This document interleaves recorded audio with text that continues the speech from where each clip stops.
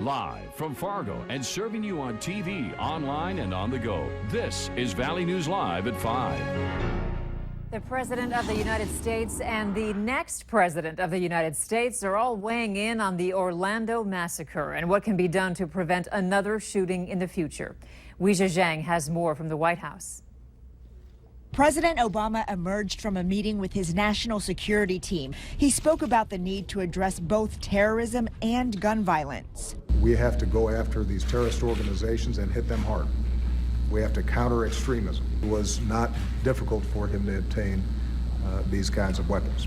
Gunman Omar Mateen legally bought the assault rifle he used to shoot more than 100 people, even though he was on the FBI's radar for ties to terrorist groups. 91% of those who try to act as terrorism legally buy guns in America. Senate Democrats called on colleagues to immediately pass legislation that would prevent people on terror watch lists from buying firearms or explosives. Presidential candidates Hillary Clinton and Donald Trump are presenting drastically different approaches on counterterrorism and gun control. Trump doubled down on his call to ban foreign-born Muslims from entering the U.S. The only reason the killer was in America in the first place was because we allowed his family to come here. While Clinton said the only way to stop lone wolf attacks is through cooperation with Muslim Americans. We should be intensifying contacts in those communities, not scapegoating or isolating them. Clinton said she wants to create task forces to find and stop lone wolf attacks before they happen. Weijia Zhang, CBS News, the White House.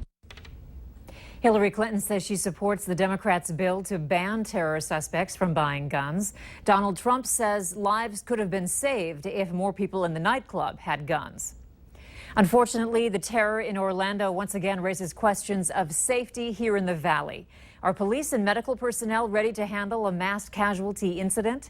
Valley News Team's Neil Carlson has reaction from local emergency responders about that possibility. Red shirt, looks like a gunshot wound to the head. Unfortunately, betting that a mass casualty incident could never happen in the Valley may be wishful thinking. It already happened on a small scale at this Grand Forks Walmart. One employee was killed and another wounded before the gunman took his own life without leaving behind any explanation. It's a possibility All True Hospital is taking very seriously. During the last several weeks, they've conducted 2 separate exercises simulating mass casualties. One from a school shooting, the other from a bomb. I know Grand Forks is a small, friendly town, but you don't know when something is going to happen. So we practice, we collaborate with our community partners. In fact, All True has its very own communications command center. The 911 dispatch center is in direct contact with you here? It depends a little bit on the situation. We could actually activate this room and this team ourselves without any outside if we had some type of internal problem. The Grand Forks SWAT team has also been going through continuous training and conducting training drills with agencies across the Northern Valley. You can't prevent this type of thing, but you're hoping to prevent as many casualties as possible? Absolutely. We can't be everywhere at once, especially with things like this. But the quicker we can get there, the quicker we can get in there and deal with what's going on, the greater the likelihood, I guess, of lower, numbers of casualties. In Grand Forks, Neil Carlson, Valley News Live. Both Sanford and Essentia Health in Fargo tell us their hospitals are prepared to handle a situation like the one in Orlando if it were to happen in our area. Anytime a tragedy like this does happen, we mourn those who lost their lives, but also our attention turns to those who are wounded.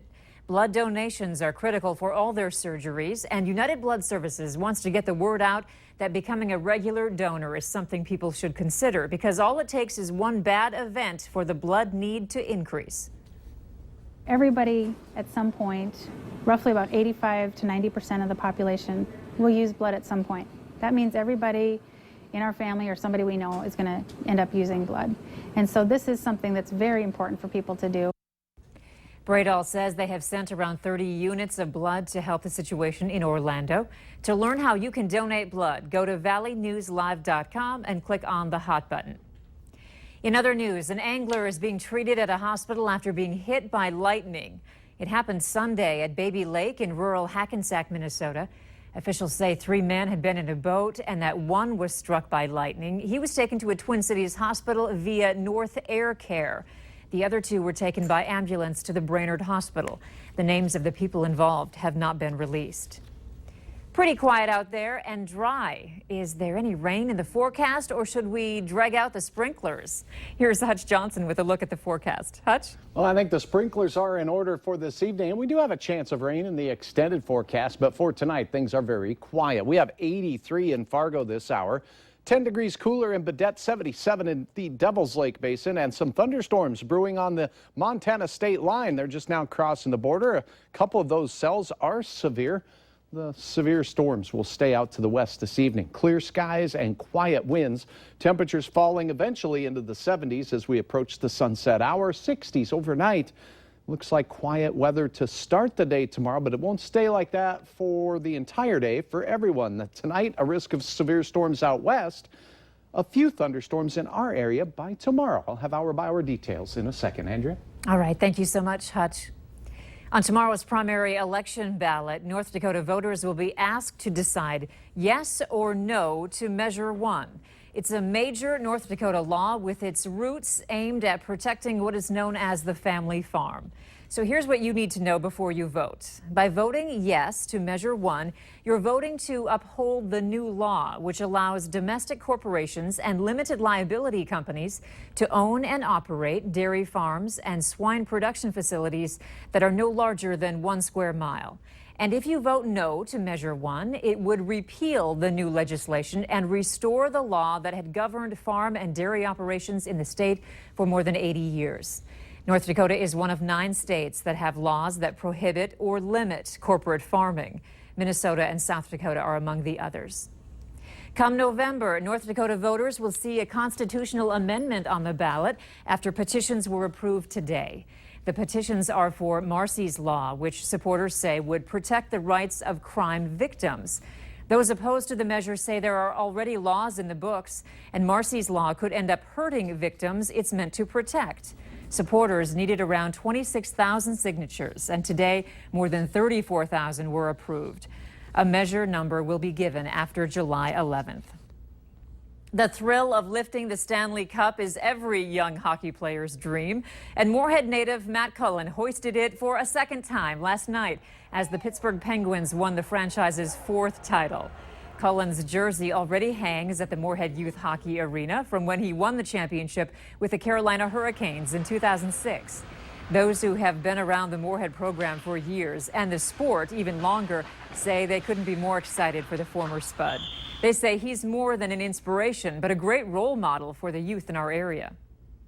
His hard work and success is something that our kids are able to see every day here at the arena. You know, he's around a lot, and for our kids to see that firsthand and then to see him do that at the next level is not only motivation, but it's also fun to see. Since he won the Stanley Cup last night, it's really gonna make me push myself to be the best I can. The Pittsburgh Penguins beat the San Jose Sharks in 6 games to win that Stanley Cup. Nearly 8,000 kids in the community depend on free or reduced lunches during the school year. And now that school is out, they're relying on other programs. United Way of Cass Clay and Great Plains Food Bank, along with other partners, are offering free lunch for kids at parks. The program is free and open to kids under 18. So this allows for parents to have a little bit of relief. Kids can go, they know they're in a safe place, they know they're getting a balanced meal. And it just helps save dollars so they can put it where needs might be.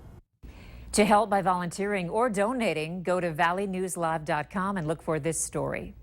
And don't forget the 2nd annual Officers Down 5K and Community Day at Shields Arena in Fargo on Saturday. The money raised from the event goes to the Jason Mosier Family Benefit Fund and the Red River Valley Police Auxiliary. You can sign up or donate to the cause at valleynewslive.com. Click on the Community tab.